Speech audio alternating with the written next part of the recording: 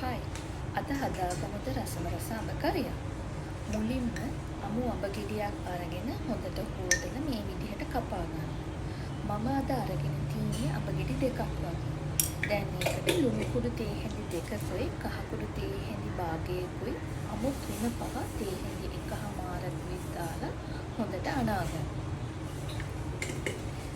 දැන් ඒ අනාගත්තු අඹ ටික පැත්තකින් තියලා භාජනයක් අරගෙන පොල් තෙල් මේස හැඳි දෙකක් වගේ දාලා ඒ ටික රත් වෙනකොට අඹ තේ හැඳි එකක් වගේ තෙලට දාගන්න.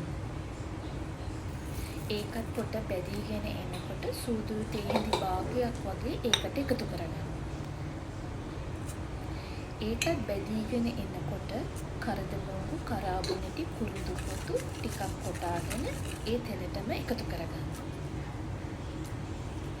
දැන් හීනයට කපාගත්තු ඉඟුරු සුදු ලුණු ටිකකුත් මේකටම එකතු කරගන්න.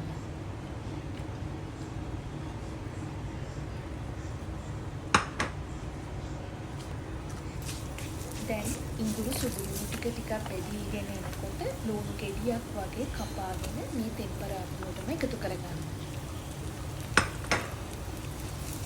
ලුණු ටික බෙදීගෙන එනකොට කරපිංච රම්පෙ ටිකකුත් දැන් එකතු කරගන්න. දැන් මේ ටික පොඩ්ඩක් බැදීගෙන එනකොට බැදපු 3-5 තේ හැඳි දෙකකුයි මිරිස් තේ හැඳි දෙකකුයි තෙම්පරාදුවට දාන්න.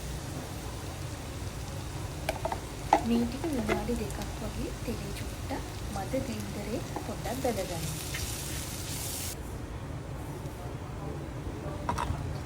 දැන් අඹ ටික තෙම්පරාදුවට දාලා හොඳට කවලම් කරගන්න. මෙහිම තෙලේ විනාඩි 5ක් වගේ තියාගන්න. දැන් වතුර කෝප්ප භාගයක් වගේ මුලින්ම එකතු කරන හොඳට කවලම් කරගෙන විනාඩි 15ක් වගේ මේක උයා ගන්න. ඊට පස්සේ තව කෝප්ප කාලක් වගේ දාලා තව විනාඩි 5ක් වගේ උයා ගන්න.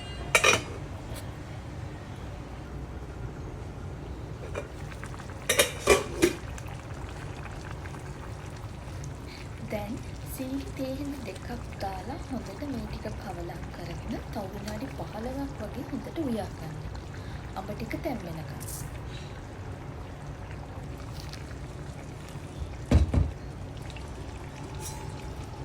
ඔන්න ඔහොමයි මම හදන